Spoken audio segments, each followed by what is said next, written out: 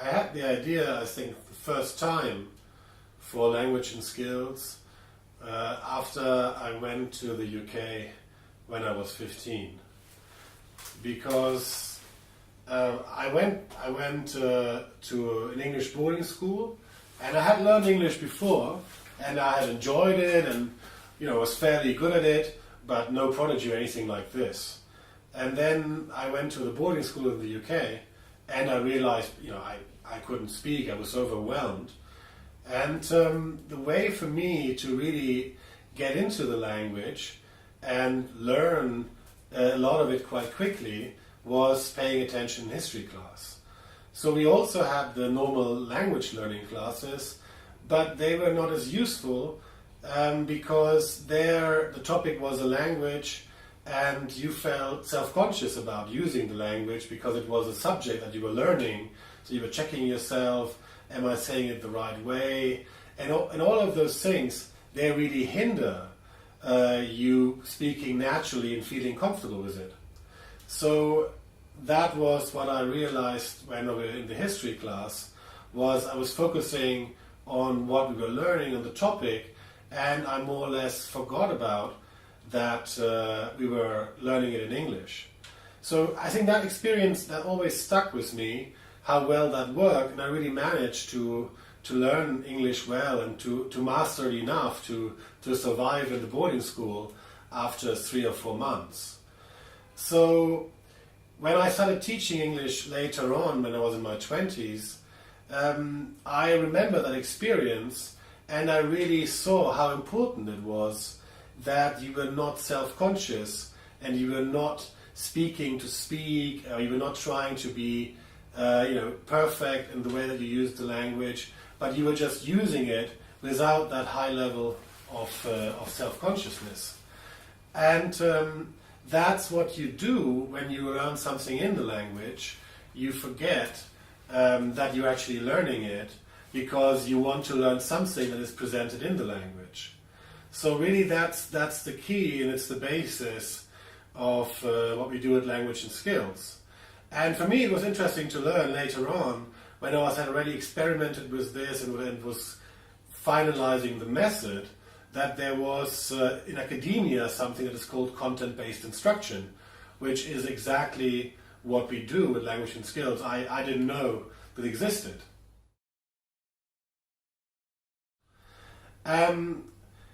The other aspect that I want to emphasize again is this idea of perfection, of self-consciousness.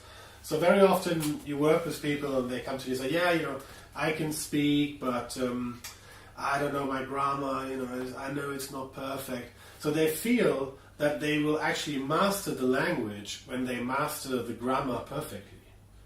And this is not the case, because they don't want to be novelists normally, and even novelists make grammar mistakes.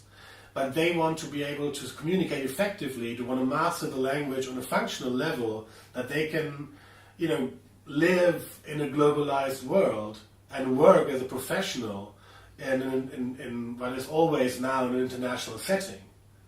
And in order to do that, they need to build that confidence that they can handle any topic, no matter how complicated in the language. And I think that's an important part of what we do.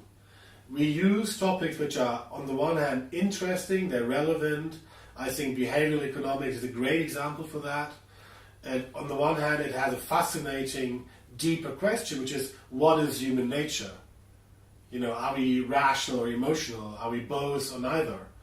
And I think everybody wants to know about that. And at the same time, the results and the insight that we generate from behavioral economics, they're so relevant for business, for how we frame things, how you structure information, how do you design choices. So here's something that really I feel everybody should know. I think that's my journalist experience, that I really want people to know about this. And at the same time, it's something that generates exactly this atmosphere in the situation where people talk, they express themselves freely, they exchange opinions and discuss, and they do this on a sophisticated level. And exactly that's what they need to do to gain that level of mastery. So eventually, I want our trainees to no longer want us. I want them to want us, but I don't want them to need us anymore. I think that's the key thing. I always wonder, I remember I was working for Henkel in the business communication training department, and there were people, they were doing language training for 15 years. And I felt this is not possible. Why are they doing it for so long? There should be a point where they master it. Not that they're perfect at it, that's not the point, but where they master it, where they're confident, where they can really work in it, and they no longer need this kind of traditional language learning. And that's what we want to do. We want to solve that problem for our trainees.